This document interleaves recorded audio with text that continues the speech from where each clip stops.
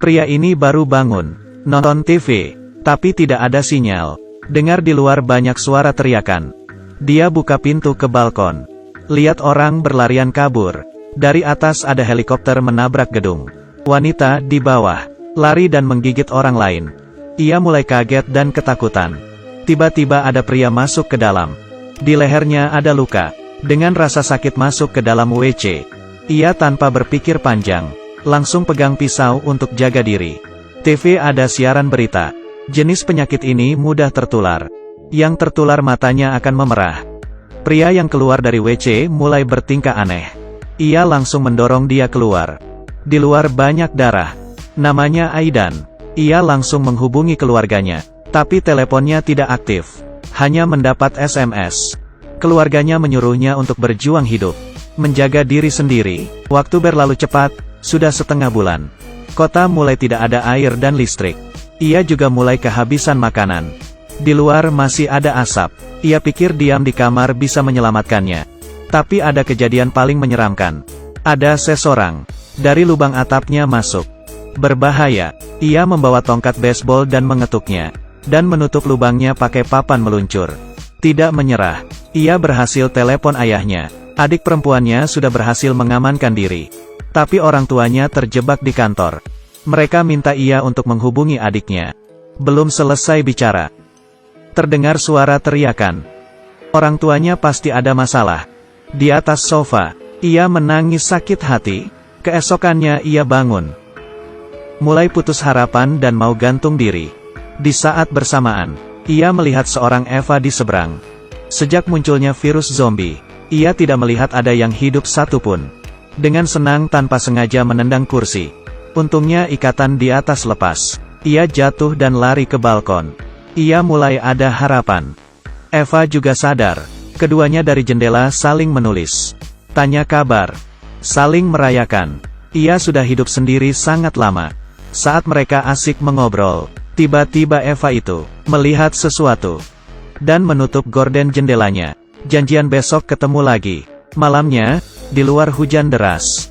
Ia mengeluarkan alat masak menampung air. Mandi di depan balkon.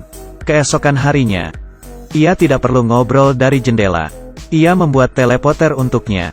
Saat sudah sampai ke Eva itu, tiba-tiba ada seorang pria loncat, mengarah ke balkon Eva. Ia melempar sebuah botol ke arahnya. Berhasil mendapat perhatiannya. Tapi di dalam terdengar ada suara getokan keras. Pintunya hampir terbuka. Ia buru-buru masuk dan menahan. Sedangkan di balkon ada pria tadi. Dan mulai menghampiri. Ia memecahkan kaca pakai kepala. Saat dia terjatuh, ia memakai tongkat baseball. Memukul pria itu. Setelah berhasil, ia punya ide. Ia mau tinggal dekat Eva itu. Ia tidak mau terus menunggu kematiannya di dalam kamar. Ia berencana untuk mencari Eva itu. Langkah pertama harus keluar mencari stok barang. Di lorong ia mengambil kunci rumah tetangganya. Mulai masuk ke kamar. Menemukan ranjang tetangganya. Ada seorang Eva yang sudah mati. Ia yakin sudah tidak ada orang. Mulai mencari barang-barang penting. Mengambil kaleng yang belum terbuka ke dalam tasnya. Di bawah ranjang ada tali.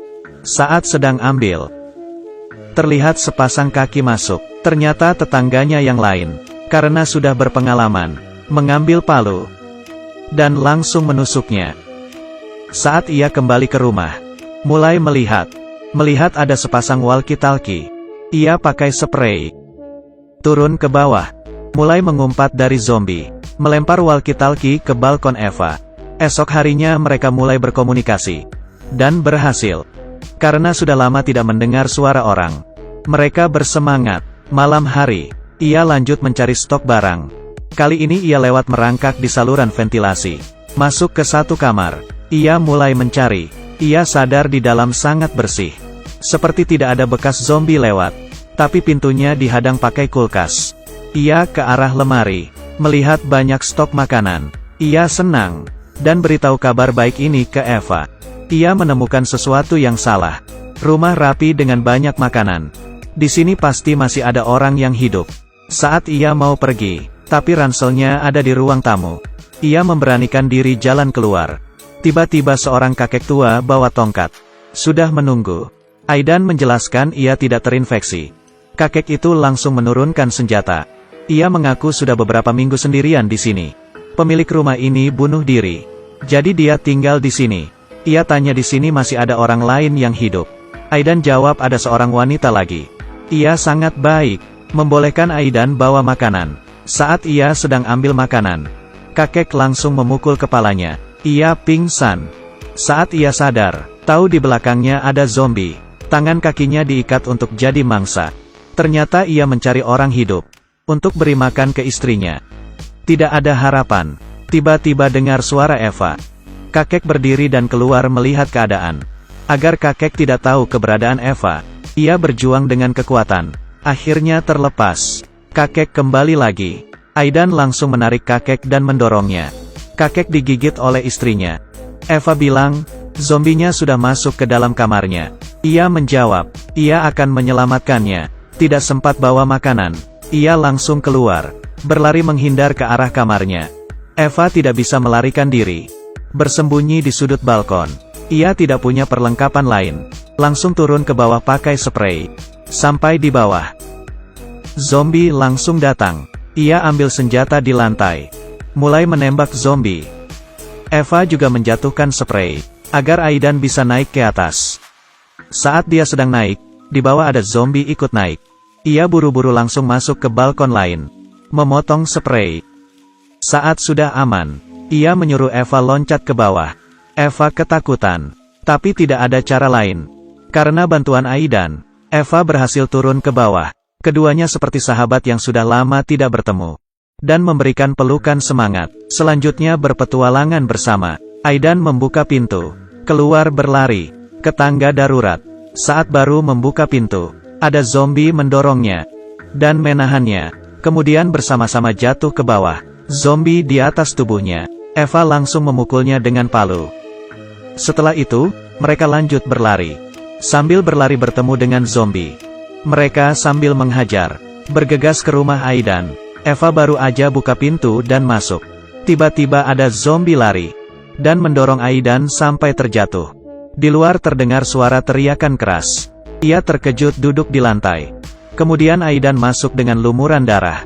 Ia memberikan Eva sebuah batang kayu untuk membuat jarak di antara mereka. Ia membuka baju sambil berdiri di balkon. Kalau ia tergigit, ia akan langsung loncat dari sini. Untungnya dia tidak tergigit. Bajunya berlumur darah zombie. Mereka berdua seperti ada kehidupan baru. Keduanya pakai kulkas untuk menahan pintu. Akhir dunia masih terus berlanjut di luar. Tapi kali ini mereka berdua menghadapinya bersama-sama.